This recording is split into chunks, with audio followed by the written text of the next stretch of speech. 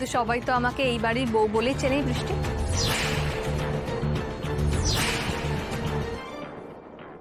তাই আমার যদি কখনো কিছু দরকার পড়ে আমি তোদের থেকেই হাত পেতে চেয়ে নেব, কিন্তু কোনোদিন চুরি করব না। তেমন কুশিক্ষা আমার পরিবারের লোক আমাকে দেয়নি। যারা আমার বাবাকে চেনে তারা খুব ভালো করে জানে আমরা আসলে কেমন মানুষ। তাছাড়া বললাম যে এই বাড়ির ছেলে হিসেবে শুভর ওই বাড়িতে যতটা অধিকার, বাড়ির বউ হিসেবে সবকিছুতে আমারও ঠিক ততটাই অধিকার আছে। তাই চুরি করার আমার প্রয়োজনও নেই। খবরদার, অধিকারের কথা তুমি মুখেও আনবে না। আমার সোজা সরল ছেলেটাকে নিজের মায়ার জালে ফাঁসিয়ে কি ভেবেছে? এইবারের প্রত্যেকটা লোককে তুমি এভাবে মায়ার জালে ফাঁসাতে পারবে?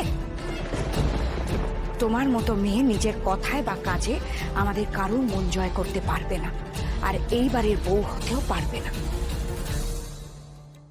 আমি তো বাড়ির বউ না হয়েও বউ হওয়ার কর্তৃত্ব ফলাচ্ছি, মিথ্যে অধিকার চাইছি। তার জন্য আমাকে ক্ষমা করো কাকিমা, কিন্তু এই সবটা আমি করছি শুধু বৃষ্টির জন্য, ওর ভবিষ্যৎ বাঁচাতে। এখন আমার একটাই লক্ষ্য, কাউকে বুঝতে না দিয়ে বৃষ্টি আর কুণালের বিয়েটা দেওয়া। বেশ, দিও না বৌমার জায়গা। আমি সেই ভিক্ষা চাইছিও না। মিষ্টি মিষ্টি কথা বলে ছলে কৌশলে আমি কারোর মন জিততে আসিনি।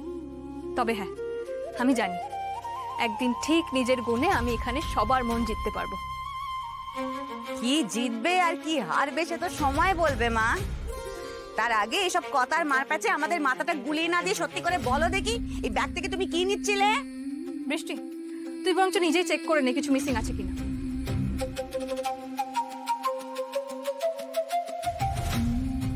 সবই তো আছে।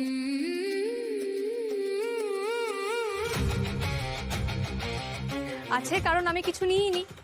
তোর ব্যাগটা বাইরে পড়েছিল, তাই আমি আশেপাশের জিনিসগুলো গুছিয়ে তোর ব্যাগেই রাখছিলাম। তারপর তোর ব্যাগটা ঘরে রেখে আসতাম। কাকিমা, এই অপরাধে তুমি আমাকে বকো মারো যা ইচ্ছা করো, আমি তোমার বিরুদ্ধে একটা কথাও বলবো না। কিন্তু দোহাই তোমার, দয়া করে আমাকে চোর অপবাদটা দিও না।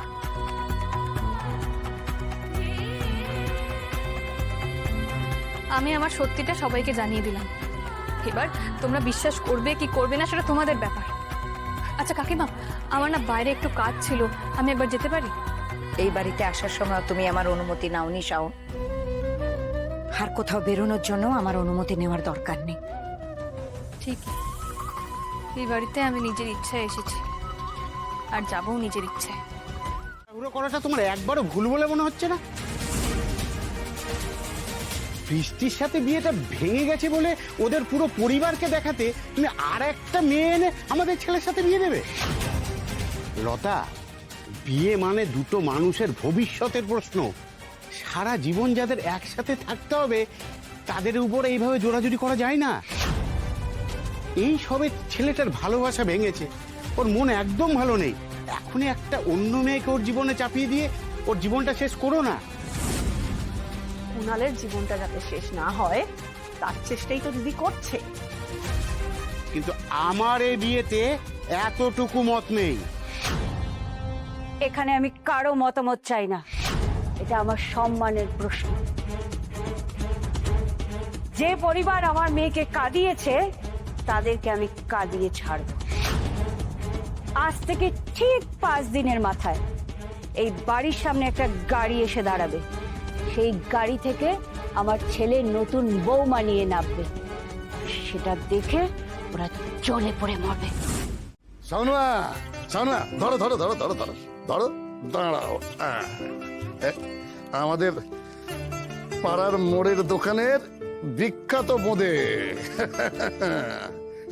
কে দেখো তো কেমন? কাকু, এটা তো খুব টেস্টি। হ্যাঁ, বলেছিলাম না, এরা না বোঁদেটা দারুণ বানায়। আর এই 15ই আগস্টের দিনে এর স্বাদ তো আরো বেড়ে যায়।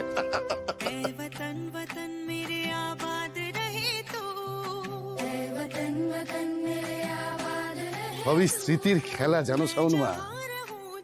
সেই 15ই আগস্ট, আমাদের স্কুলে এই 15ই আগস্টের দিনে না সবাইকে এরকম ভাবে বোঁদে আর ওই ঝুড়ি ভাজা খাওয়াতো। আর সেই লোভে না আমরা সকালবেলায় সব দল বেঁধে স্কুলে ছুটে চলে যেতাম। আমরা তো চলে এলাম। আমাকে দিন। আরে নিন না, আছে তো।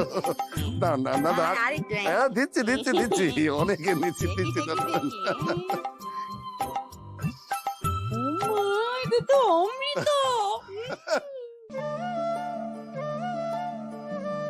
কি হচ্ছে শাওনু?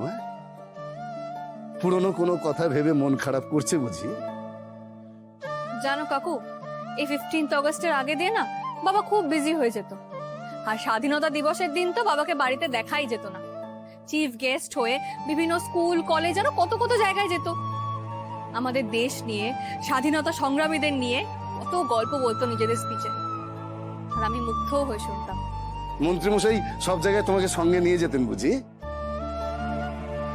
বাবার সঙ্গে কোথাও যাওয়ার অনুমতি আমার ছিল না। ও মা, তাহলে না মানে উনি বক্তৃতায় কি বলতেন তুমি সেটা শুনলে কি করে? এমনি টিভিতে দেখতাম, আর মাঝে সাঝে এক আধবার লুকিয়ে লুকিয়ে চলে যেতাম স্পিচ শুনতে। আর বাকি কয়েকবার ও আমাকে ভিডিও কল করে দেখাতো। ও মানে আরে আমাদের শুভর কথা বলছি। আজকের দিন তো ও সব সময় বাবার সঙ্গেই থাকতো, সব জায়গায় বাবার সাথে যেত।